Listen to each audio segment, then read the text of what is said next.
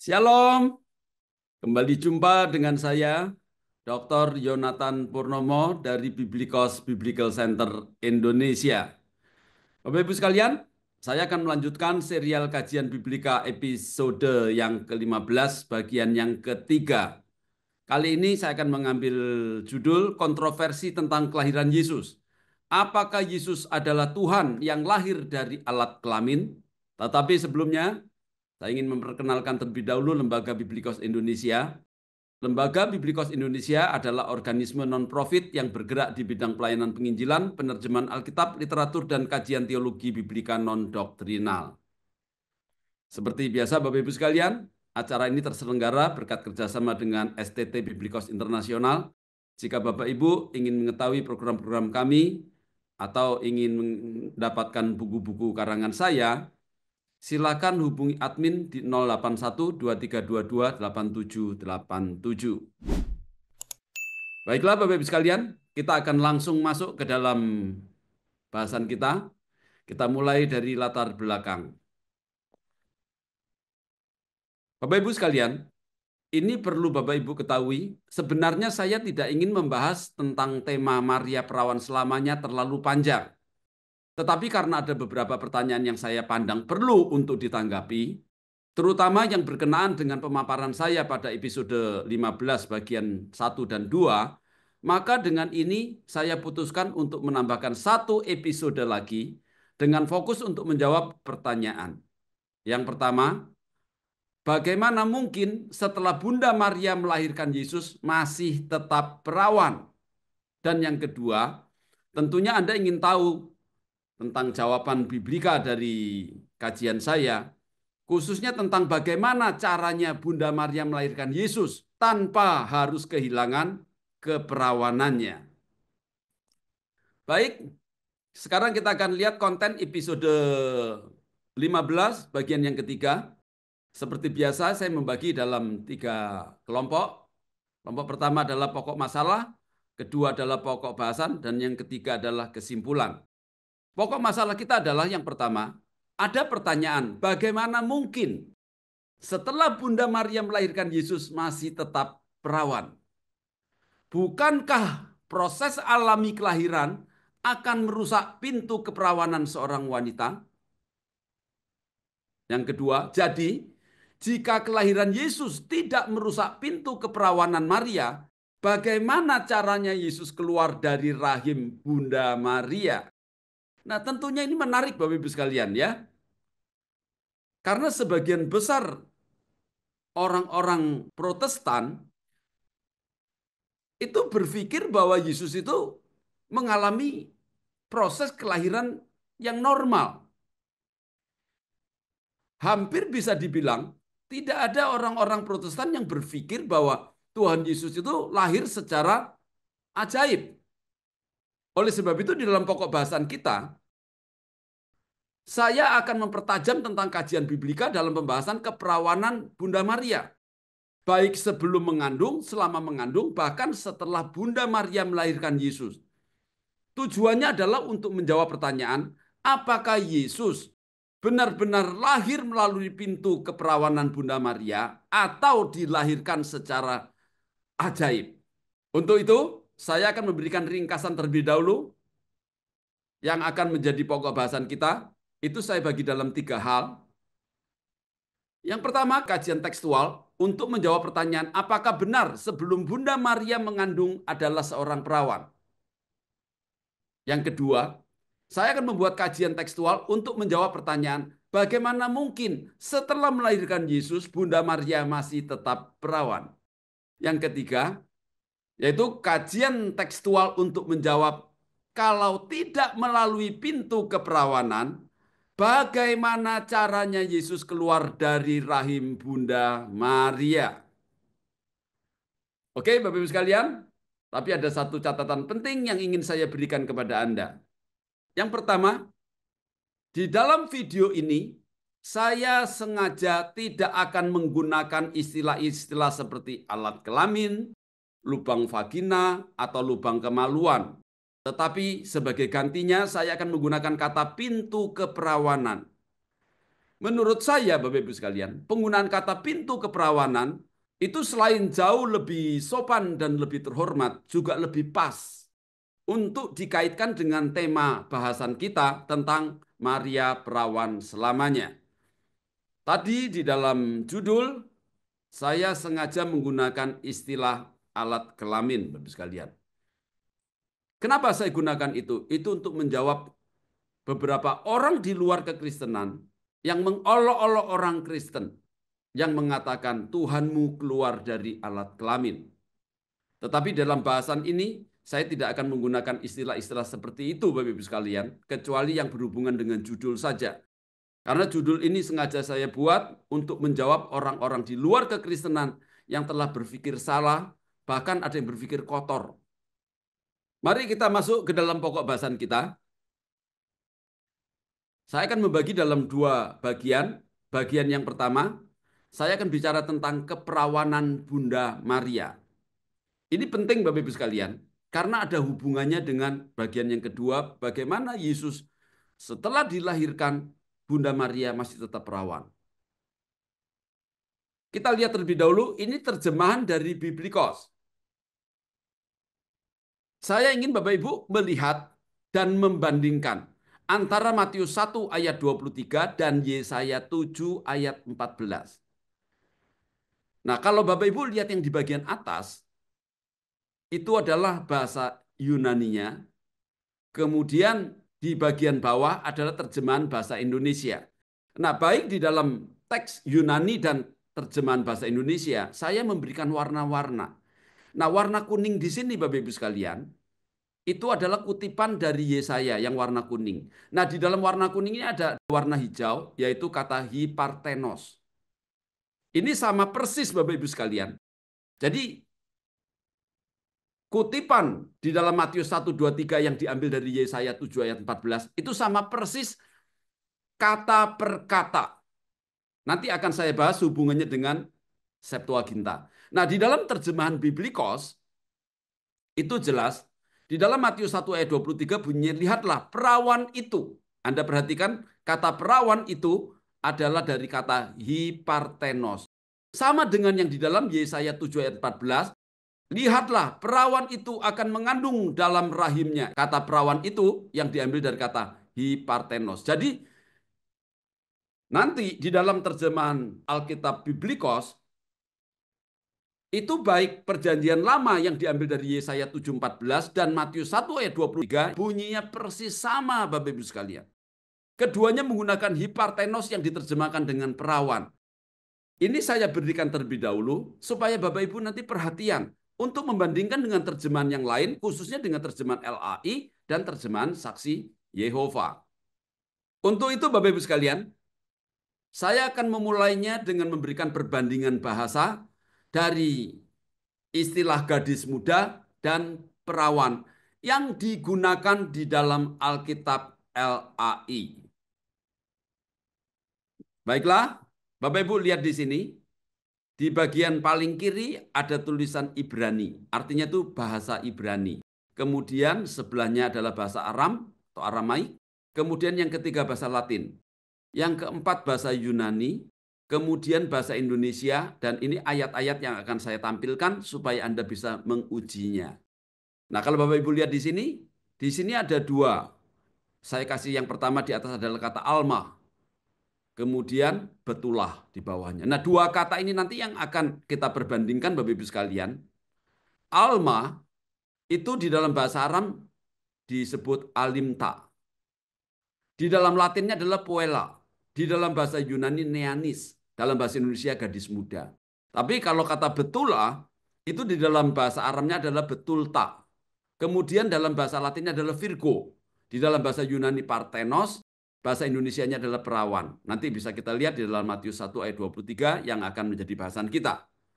Nah, Bapak Ibu perhatikan ya. Jadi antara gadis muda dan perawan itu dua kata yang berbeda maknanya. Ini sudah saya buatkan leksikonnya Bapak Ibu sekalian, supaya Bapak Ibu lebih mudah. Di sini saya buat dengan format yang agak berbeda dengan tadi. Di sini gadis muda atau perempuan muda, itu saya langsung bagi Ibraninya adalah Alma, kemudian Aramaik Alinta, Latinnya Puella, kemudian Yunaninya Neanis. Ya. Nah, di sebelah kanan adalah untuk kata betulah, betulta, Virgo, dan Parthenos yang artinya adalah perawan. Jadi ini nanti Anda perhatikan, jadi ada dua kata yang berbeda antara gadis muda atau perempuan muda dengan perawan. Itu mempunyai makna yang tidak sama.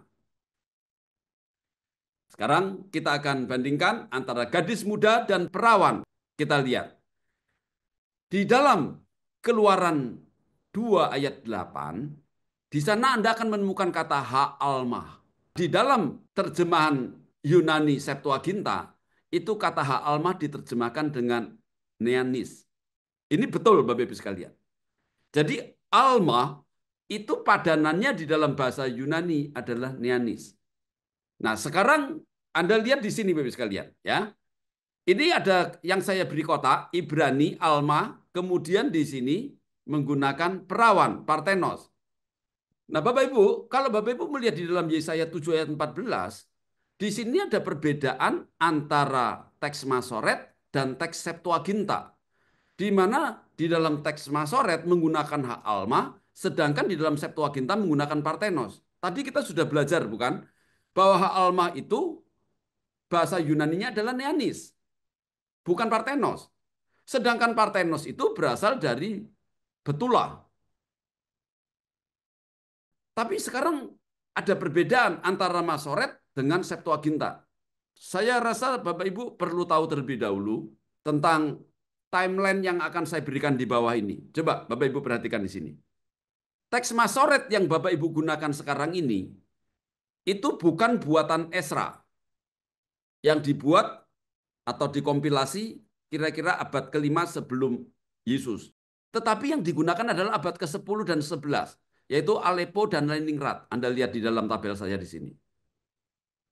Nah, sedangkan LXX yang beredar, yang paling tua Bapak Ibu sekalian, yaitu manuskrip-manuskrip yang ditemukan, misalnya dari Vatikanus, Sinaiticus, itu abad yang keempat, sedangkan Alexandrinus itu abad yang kelima. Di sini sudah saya berikan abad-abadnya Bapak Ibu sekalian. Ya. Vulgata itu keluar 382 Masehi. Nah, sedangkan saya menggunakan Septuaginta bukan buatan Ralph yang dibangun dari Vatikanus, Sinaiticus, dan Alexandrinus, tetapi saya menggunakan Septuaginta yang dari gereja mula-mula, bukan Septuaginta eklektik, ya, yaitu yang dibangun dari banyak Septuaginta. Nah, Bapak Ibu perhatikan, saya menggunakan Septuaginta yang dipakai gereja, yang kita percaya berasal dari abad ketiga sebelum Yesus. Sementara Esra di sini, Bapak Ibu sekalian. Oke, kita kembali lagi kalau gitu sekarang ya. Nah, pertanyaannya sekarang, ketika Masoret di dalam Yesaya 7:14 menggunakan kata hak alma, perhatikan hak alma di sini. Sedangkan Septuaginta menggunakan Parthenos, dua kata yang berbeda. Kalau Anda perhatikan di tabel sini, Bapak Ibu sekalian, pertanyaannya, hak alma itu kita dapati di dalam Masoret, yaitu teks abad ke-10 dan ke-11 Masehi. Pertanyaan saya, apakah teks itu sama dengan yang punya Esra yang dibuat abad ke-5 sebelum Masehi?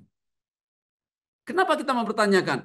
Karena teks di dalam Sinaiticus, Vatikanus, maupun yang dimiliki oleh gereja ortodok, itu menggunakan Parthenos.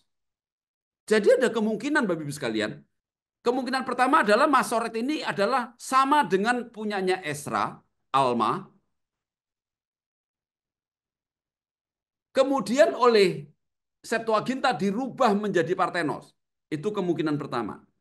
Tetapi ada kemungkinan kedua. Kemungkinan kedua, Septuaginta itu adalah sama dengan punyanya Esra, yaitu Betulah diterjemahkan menjadi Parthenos, kemudian oleh Masoret nanti diganti menjadi Alma. Ini menarik Bapak Ibu sekalian. Kalau Bapak Ibu belajar tentang kritik teks, ini akan sangat menarik. Oleh sebab itu, saya perlu beritahukan ini karena kita akan membahas sedikit tentang hal ini. Nah, kita kembali ke sini lagi. Kalau begitu timbul pertanyaan, mana yang benar?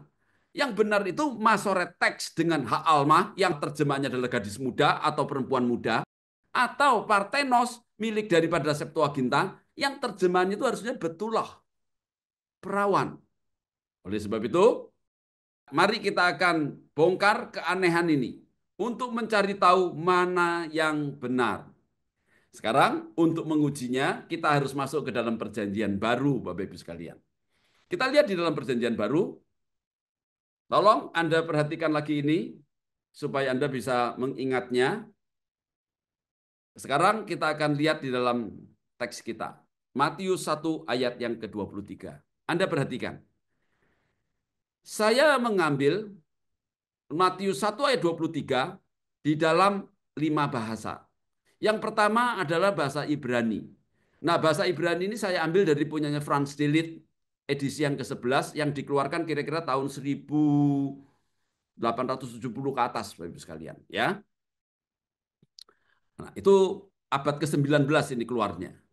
Sebelumnya pada tahun 1599 ada satu orang Jerman juga yang namanya Elias Hatter, dia sudah membuat si Frans Delitzsch ini itu dia sedikit merevisi. Tapi untuk bagian ini sama Bapak Ibu sekalian, ya. Tidak ada perbedaan.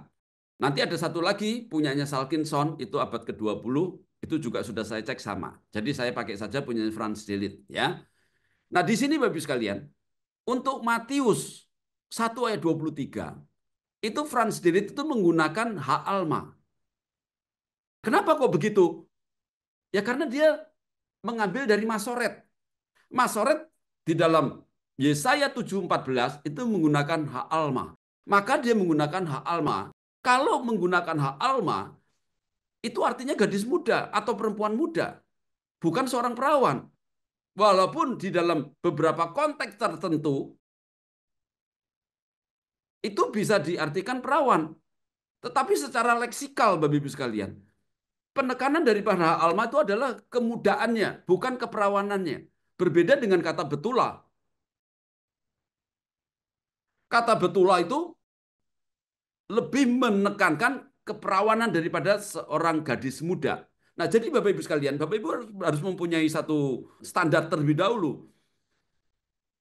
Alma itu bicara tentang kemudaannya, sedangkan betula itu bicara tentang keperawanannya. Kalau kita bandingkan dengan versi Pesita dari bahasa Aram, itu menggunakan betulta. Kemudian di dalam bahasa Latin, Vulgata, ini saya ambil dari Vulgata, Bapak sekalian. Saya cek dengan dua. Satu Vulgata Latin yang keluar tahun 382-405 buatan Jerome dan Vulgata Clementine yang keluar 1592. Itu sama Bapak sekalian. Dua-duanya menggunakan Virgo. Ya. Nah, Virgo ini perawan Bapak sekalian. Kemudian dalam bahasa Yunani saya menggunakan teks kanon yang sudah saya bandingkan dengan yang tidak kanon, termasuk Sinaiticus Vaticanus, itu juga menggunakan Parthenos, semuanya menggunakan Parthenos. Artinya perawan juga. Oleh sebab itu di dalam terjemahan Biblikos, saya menggunakan kata terjemahan perawan. Nah, sekarang coba kita bandingkan. Dari 4 terjemahan ini, Bapak sekalian, kenapa bahasa Aramaik Pesita itu menggunakan betulta, yang padanan katanya dalam Ibrani adalah betulah. Demikian juga dengan bahasa Latin, bahasa Yunani. Hanya bahasa Ibrani yang menggunakan hak alma. Nah, dari sini kita sudah bisa mengambil kesimpulan. Berarti Latin dia itu mengambil dari versi perawan. Aramaik juga mengambil dari versi perawan. Yunani juga mengambil dari versi perawan. Nah, kalau begitu Bapak Ibu sekalian, kesimpulan awal kita bisa jadi, sekali lagi saya bilang bisa jadi, teks Masoret yang kita pakai saat ini, Yesaya 7 ayat 14. bisa jadi dia yang mengganti. Yang dulu harusnya betulah diubah menjadi hak Alma. Dari mana kita bisa mendapatkan kesimpulan itu? Karena tiga saksi, Bapak Ibu sekalian. Baik Aramaik Pesita, bahasa Latin Vulgata, bahasa Yunani, semuanya itu menggunakan perawan. Tidak ada yang menggunakan gadis muda. Tadi saya sudah tunjukkan dalam perjanjian baru, Matius 1:23. Sekarang kita lihat di dalam Yesaya 7 ayat 14. Nah, kalau Bapak Ibu lihat di dalam layar Anda, sama Bapak Ibu sekalian. Ternyata dalam bahasa Latin menggunakan Virgo, perawan. Dalam bahasa Yunani juga menggunakan kata Parthenos yang artinya perawan. Jadi dari sini Bapak Ibu sekalian, saya bisa mengambil kesimpulan. Sangat mungkin Masoret sudah mengganti Yesaya 7 ayat 14 dari betulah menjadi Alma. Nah kebetulan kalau Bapak Ibu tahu ya, itu orang-orang Yahudi, itu kan orang-orang yang tidak jujur Bapak Ibu sekalian. Tapi kebanyakan orang kalau bicara begini, oh para soferim, para penulis Yahudi itu orangnya jujur, teliti. Saya setuju untuk telitinya Bapak Ibu sekalian, tapi kejujurannya saya tidak setuju. Kita jangan berpikir bahwa orang Yahudi itu adalah orang-orang yang menulis Alkitab itu dengan jujur. Saya tidak percaya Bapak Ibu sekalian. Kenapa? Saya bisa buktikan. Kalau Bapak Ibu lihat di dalam kejadian Tuhan Yesus itu didakwa itu dengan tuduhan palsu dia. Bahkan mereka itu dengan sengaja mencari saksi palsu untuk menuduh Yesus. Tapi mereka gagal. Setelah mereka gagal, mereka tetap ngotot minta Yesus disalibkan. Itu kan menunjukkan tidak jujur. Mereka itu siapa saja. Mereka itu ada ahli Torah, ada Sanhedrin, ada orang Saduki, kemudian ada orang Parisi, imam-imam. Semua kumpul jadi satu. Membuat tuduhan palsu untuk Kristus. Yang kedua, ketika Tuhan Yesus itu bangkit, mereka ini sengaja membayar, bahasa kita itu menyuap ya, tentara-tentara supaya mereka itu membuat isu bahwa mayat Tuhan Yesus itu dicuri pada malam hari. Kan mereka yang jaga. Bagaimana mereka yang jaga kok mereka bilang dicuri? Loh kalau mereka tahu pencurinya kan dikejar, ditangkap. Betul nggak Bapak sekalian? Dia yang jaga, hilang kemudian dia bilang dicuri. Tapi itulah ketidakjujuran orang Yahudi. Jadi kenapa Tuhan kok menggunakan bahasa Yunani? Mengapa para rasul mengutip kutipan-kutipan dalam PB yang diambil dari PL itu justru diambil dalam bahasa Yunani? Nanti saya jelaskan di belakang waktu saya menjelaskan tentang Septuaginta. Tapi saya ingin Bapak Ibu mempunyai perspektif yang sama dengan saya. Kita jangan terlalu percaya bahwa orang Yahudi itu jujur di dalam menulis Alkitab. Mereka banyak yang mengganti. Dan saya sudah membuat kajian-kajian yang sekarang tidak saya tampilkan. Tapi nanti di dalam episode selanjutnya akan saya tampilkan. Di mana ayat-ayat itu tidak ada menjadi ada. Oke. Pertanyaannya sekarang. Apakah Septuaginta dapat dipercaya? Kita lihat. Saya ingin ambilkan satu kutipan perkataan daripada Ferdinand Hitzig. Ya. Dia itu seorang teolog Jerman abad ke-19. Dia mengatakan begini, Tuan-tuan, apakah Anda memiliki Septuaginta?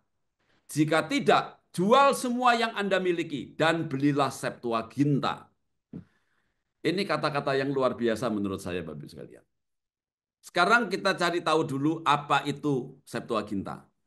Satu, istilah Septuaginta sering dianggap sebagai versi Yunani dari Alkitab Ibrani. Sama seperti Vulgata adalah versi Latin atau Pesita adalah versi Suryani, bahasa Aramaik ya. Namun secara teknis tidak ada namanya Septuaginta. Jika Anda memiliki salinan Septuaginta modern, misalnya edisi Ralph atau punyanya Brenton, itu adalah edisi eklektik, yaitu kumpulan manuskrip Yunani terbaik dan paling handal yang direkonstruksi ulang untuk mendekati terjemahan asli Perjanjian Lama dari bahasa Ibrani ke bahasa Yunani. Jadi maksudnya begini Bapak sekalian. Kita ini kalau bilang Septuaginta, tahunya oh itu kan terjemahan. Betul kan? nilainya itu kira-kira dipersamakan dengan bahasa Latin dan bahasa Aram.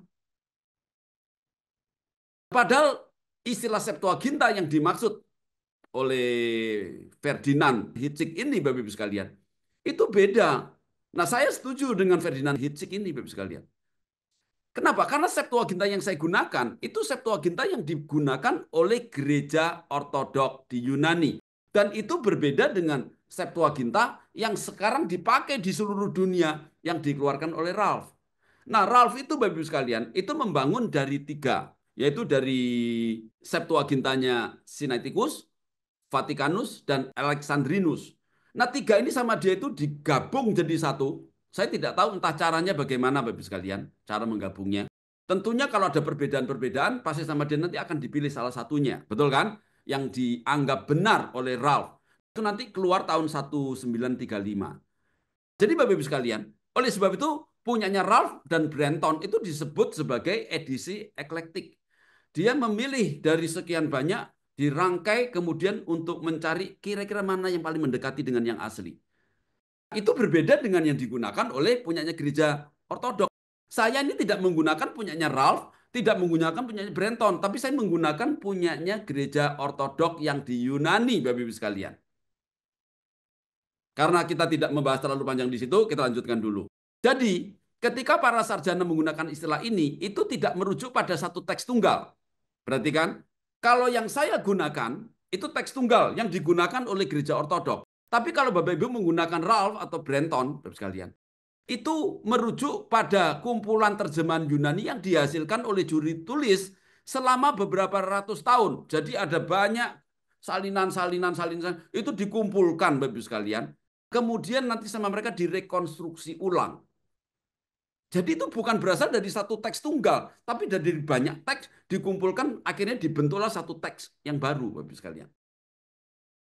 Kemungkinan besar disusun di lokasi yang berbeda. Saat ini, istilah ini biasanya digunakan untuk merujuk secara umum pada berbagai terjemahan Yunani dari Alkitab Ibrani, serta beberapa buku tambahan seperti Tobit, Makabe, dan Sirak untuk menyebutkan beberapa di antaranya. Jadi biasanya orang taunya gini, oh kalau Septuaginta itu adalah terjemahan.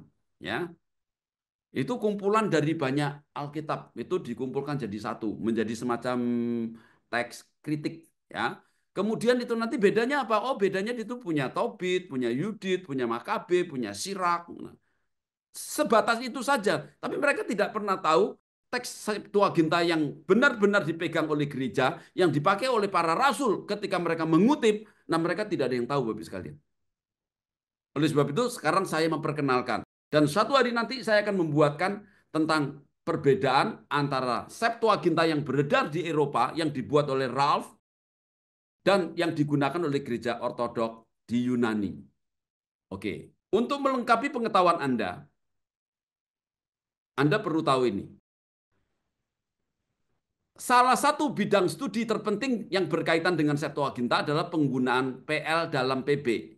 Jadi perhatikan, di dalam Alkitab PB itu ada kutipan-kutipan yang ambil dari PL.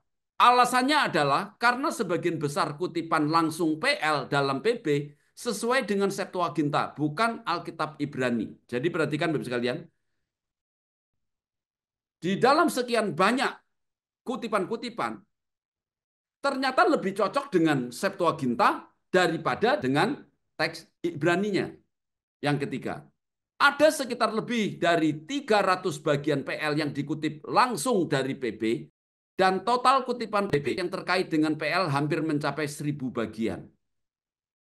Menurut penelitian saya, hampir 90% kutipan PL yang digunakan dalam PB, yang digunakan secara langsung kata per kata, Bapak Ibu sekalian, itu justru lebih merujuk kepada Septuaginta daripada Masoret. Jadi artinya apa? Artinya Perjanjian Baru itu tidak mengutip Masoret, Bapak Ibu sekalian, melainkan mengutip dari Septuaginta Yunani. Nah, ini kan tentunya menimbulkan satu pertanyaan yang besar bagi saya. Para rasul itu adalah orang Yahudi. Tuhan Yesus juga orang Yahudi.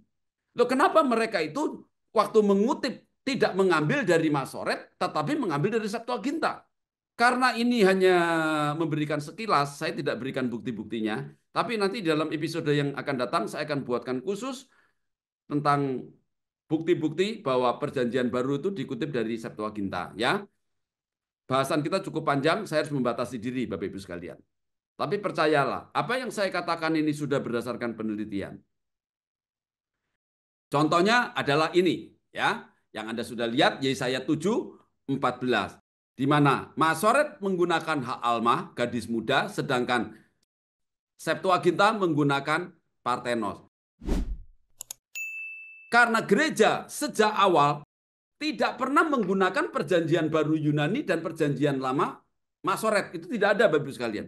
Di dalam sejarah Alkitab, gereja itu dari awal tuh menggunakan Septuaginta bahasa Yunani dengan Bizantin bahasa Yunani. Nanti yang mempopulerkan Tanakh itu adalah Martin Luther. Tapi karena bahasan kita tidak ke sana, kita skip saja Bapak sekalian. Nah, sekarang kita akan membandingkan dengan terjemahan Saksi Yehova dan LAI. Nah, di sini ada satu pertanyaan.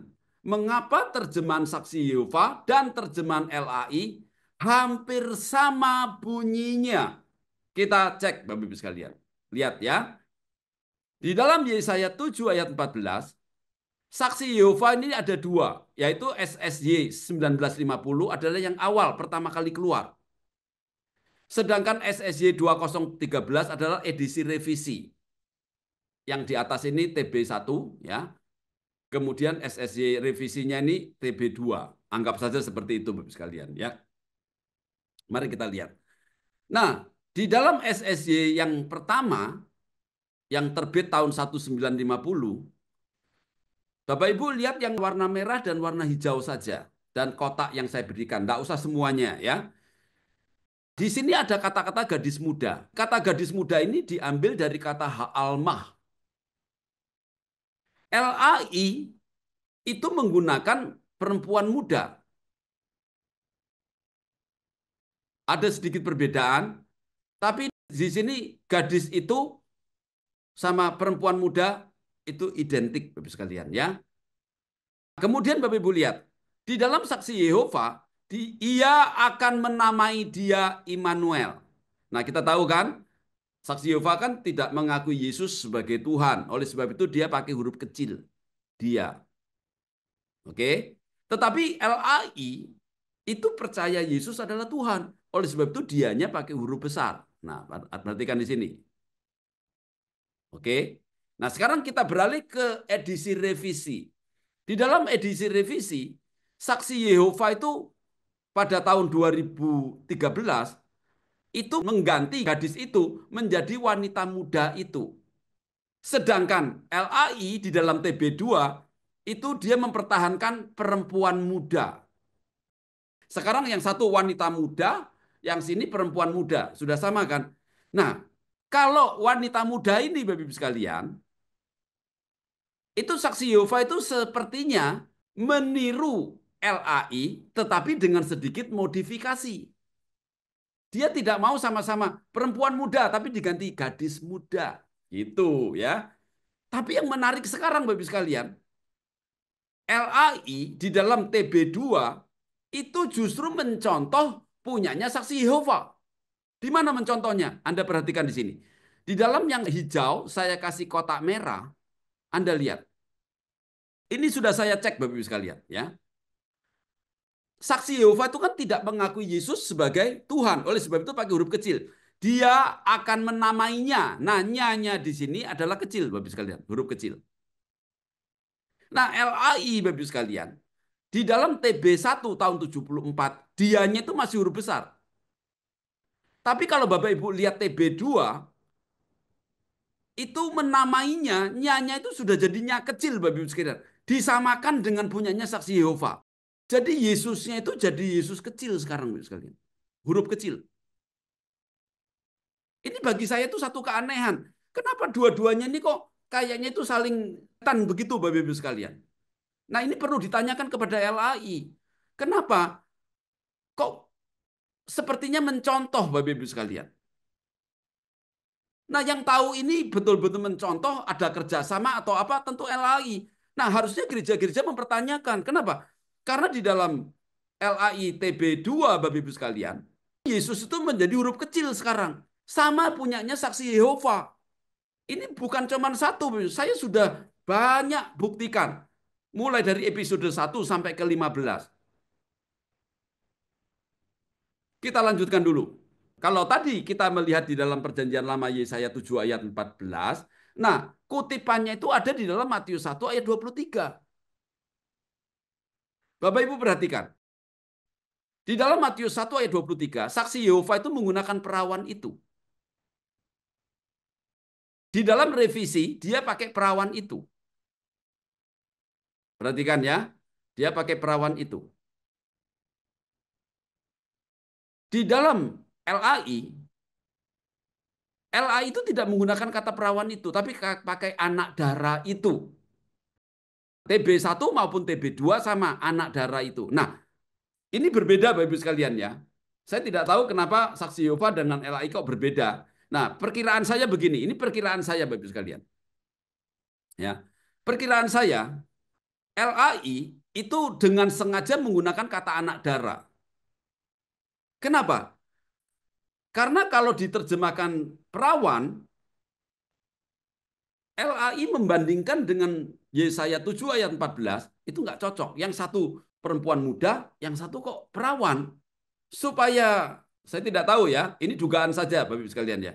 Mungkin supaya tersamarkan, dia pakai kata anak darah. Dia tidak menggunakan kata perawan. Saya kan bertanya-tanya Bapak Ibu sekalian.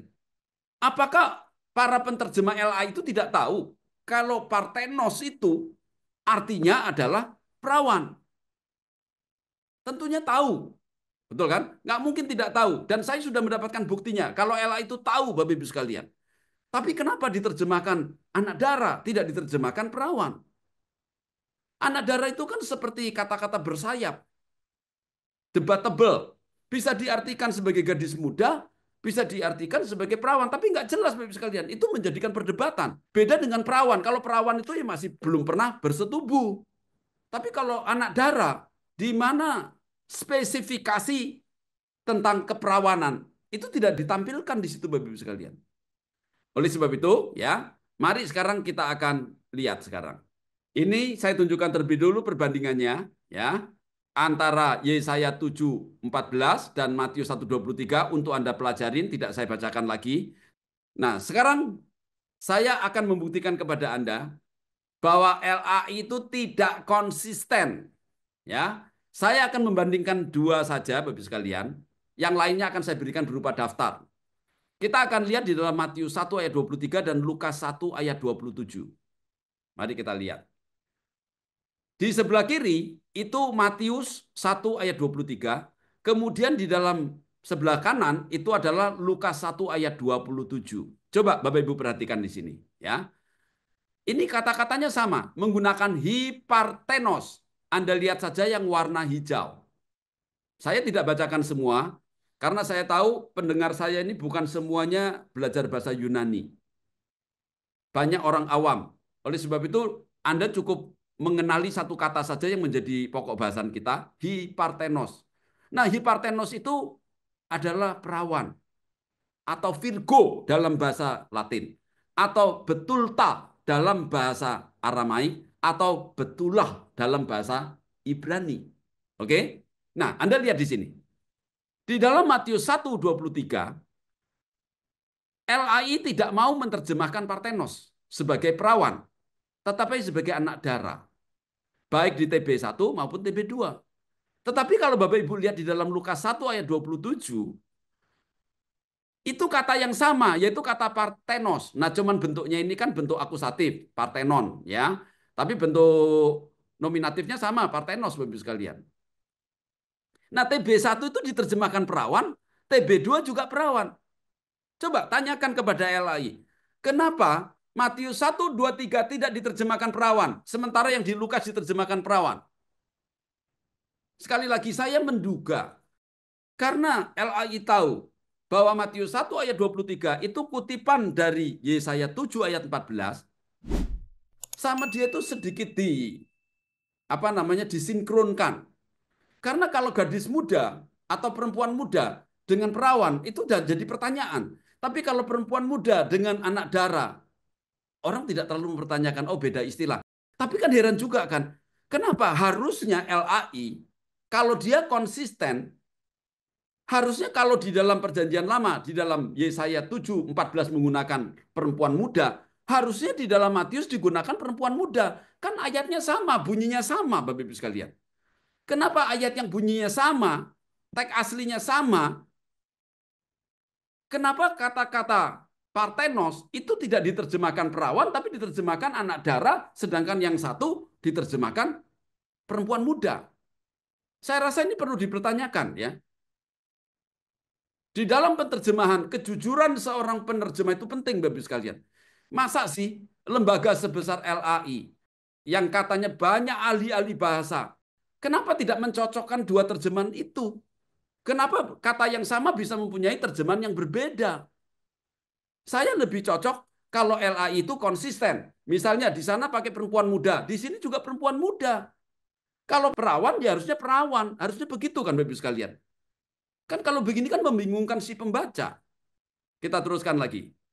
Ini sudah saya berikan untuk Anda belajar, saya jelaskan sedikit saja. Saya sampai membuat daftar ini Bapak sekalian. Di dalam perjanjian baru itu ada 14 kali penggunaan kata partenos, perawan.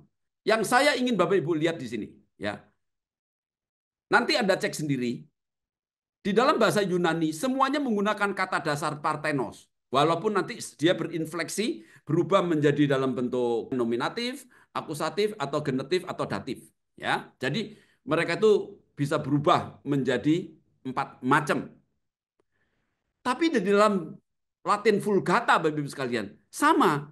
Walaupun ada perubahan dalam hal kasus, tetapi kata dasarnya adalah Virgo.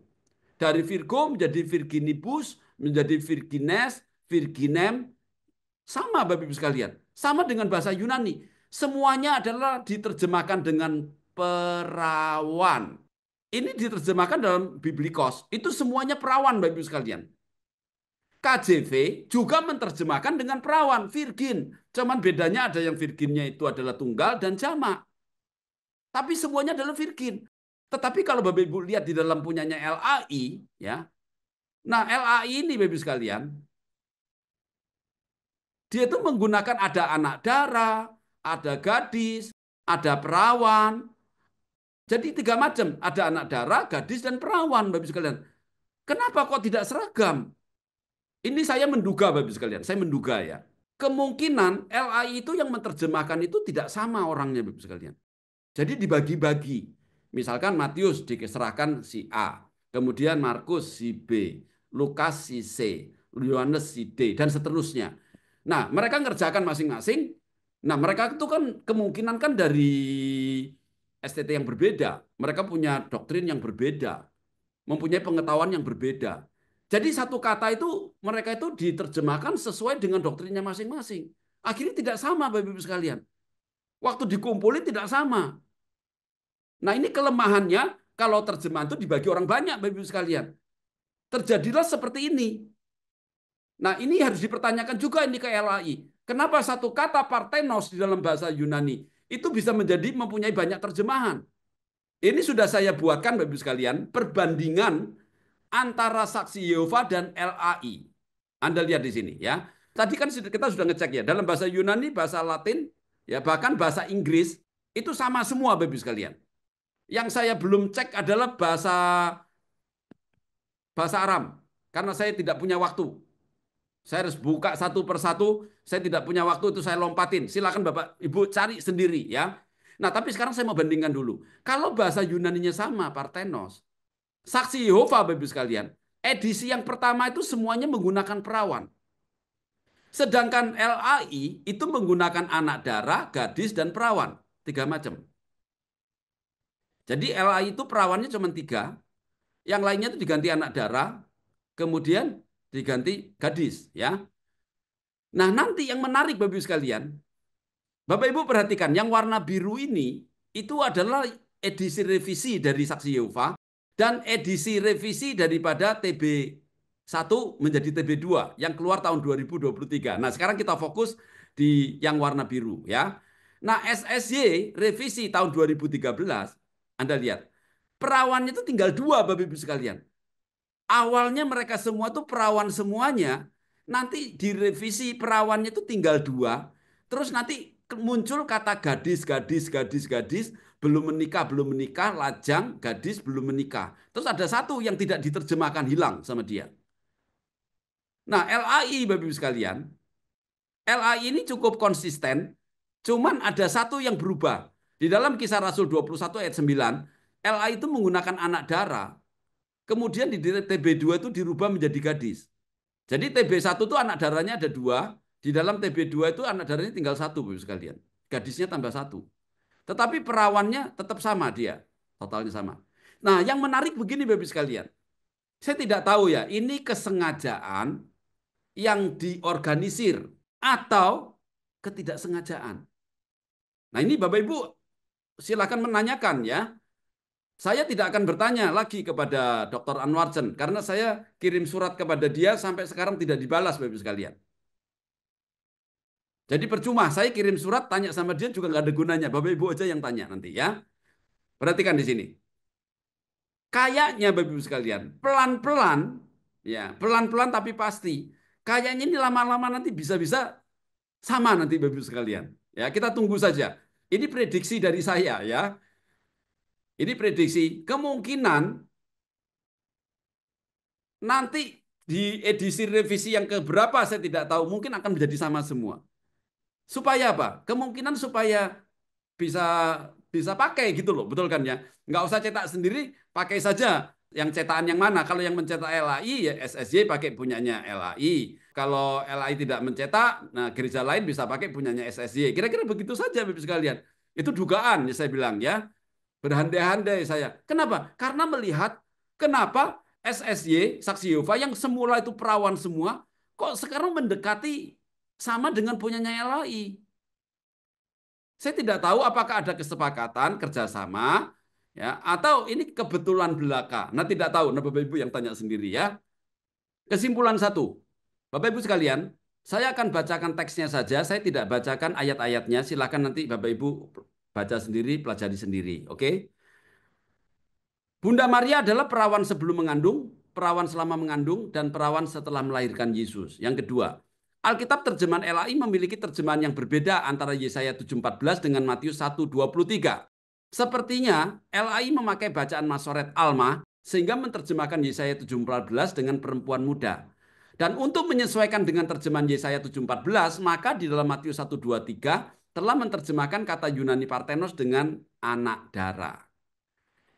Yang ketiga, saya menduga hal ini memang disengaja oleh LAI untuk menghindari pertanyaan mengapa terjemahan Yesaya 7:14 berbeda dengan Matius 1:23 jika dalam Matius 1:23 digunakan kata perawan.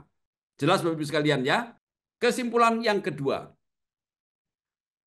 berdasarkan tabel perbandingan di bawah ini, nampak dengan jelas bahwa baik teks kanon Yunani maupun teks Vulgata dan teks Aramaik, baik dalam PL maupun dalam PB, semuanya memiliki bacaan dengan arti yang sama, yaitu perawan. Silakan Anda lihat di sini, Bapak sekalian. Yunani perawan menggunakan Parthenos. Vulgata perawan menggunakan kata dasar Virgo. Biblikos perawan. KJV perawan menggunakan kata virgin. Hanya LAI yang berubah-ubah. Yang kedua, berbeda dengan teks Masoret yang merupakan manuskrip yang paling muda, telah menggunakan kata benda alma di dalam Yesaya 7:14, bukan betulah, yang artinya adalah gadis muda atau perempuan muda, tanpa adanya spesifikasi tentang keperawanan. Yang ketiga, teks Yunani Septuaginta untuk Yesaya 7:14 memiliki bacaan Parthenos, sedangkan bahasa Latin memiliki bacaan Virgo. Yang keduanya memiliki arti perawan, bukan gadis muda atau perempuan muda, sebagaimana terjemahan LAI. Yang keempat, hal ini dapat dibuktikan dengan perbandingan antara kutipan Yesaya 7:14 yang terdapat dalam Matius 1:23, di mana baik terjemahan Yunani Parthenos, juga Aramaik Pesita, betul tak, juga bahasa Latin Virgo. Semuanya seragam, memiliki bacaan dengan arti perawan. Nah, Bapak Ibu sekalian, nah silakan Anda lihat Bible timeline-nya bahwa Masoret ini baru keluar abad 10 dan 11 Masehi. Ini yang paling tua Bapak Ibu sekalian. Aleppo itu diperkirakan tahun 920, sedangkan Leningrad itu tahun 1006 kira-kira ya. Nah, jadi karena dia paling muda, tidak ada yang lebih tua lagi. Ada kemungkinan ini sudah dirubah. Kalau suatu hari nanti ditemukan ada salinan bahasa Ibrani yang lebih tua, kita bisa cocokin. Tapi sampai hari ini tidak ada, Bapak sekalian. Tidak tahu, betul-betul tidak ada atau dimusnahkan, kita tidak tahu. Tapi ada timbul satu kecurigaan. Jujur, sebagai orang Kristen, saya ada sedikit kecurigaan. Kenapa? Begini, orang Yahudi itu tidak mengakui Yesus. Nah, Yesaya 7 ayat 14 itu sangat menguatkan tentang kelahiran Yesus sebagai Mesias. Jadi sangat ada indikasi yang kuat bagi orang-orang Yahudi itu untuk mengubah dari kata betulah menjadi kata alma. Karena apa? Karena mereka tidak mengakui Bunda Maria melahirkan Yesus sang Mesias, Bapak sekalian. Itu dugaan saja, Bapak sekalian ya. Nah, Bapak Ibu boleh mempunyai dugaan sendiri-sendiri. Dugaan kita boleh berbeda-beda, enggak usah diributin. Namanya menduga-duga, betul kan? Tapi satu keanehan, kalau asalnya memang betul-betul Alma, perempuan muda, bagaimana mungkin teks Yunani menjadi Parthenos, teks Latin menjadi Virgo, perawan, teks Aramaik, Pesita, itu pakai betul tak? Itu pertanyaan kenapa saya menduga-duga, Bapak Ibu sekalian. Mari kita lanjutkan. Nah, Bapak Ibu, dalam hal ini saya bicara sebagai seorang akademisi, sebagai seseorang yang belajar tentang teks. Saya mengutarakan kajian-kajian saya dengan satu kerinduan, gereja Tuhan itu mempunyai satu Alkitab kanon yang sama digunakan oleh semua gereja, Bapak Ibu sekalian. Kenapa? Kalau gereja itu mempunyai Alkitab kanon yang terpelihara sampai sekarang, tapi kenapa tidak digunakan yang itu? Justru menggunakan punyanya Westcott and Hort yang sampai sekarang masih direvisi terus. Jadi mohon Bapak Ibu mulai sekarang juga berpikir ya. Apakah kita tidak rindu mendapatkan firman Tuhan yang asli, yang ditulis oleh para rasul? Walaupun kita dapat salinannya sekarang ini, terjemahannya. Tapi paling tidak sumbernya itu kanon, Bapak Ibu sekalian. Bukan yang dibuat oleh orang-orang sesudah itu, yang tidak kanon, yang sudah diubah-ubah. Oke, supaya tidak terlalu panjang, saya potong sampai di sini. Kita lanjutkan pada bagian yang keempat. Tuhan Yesus memberkati.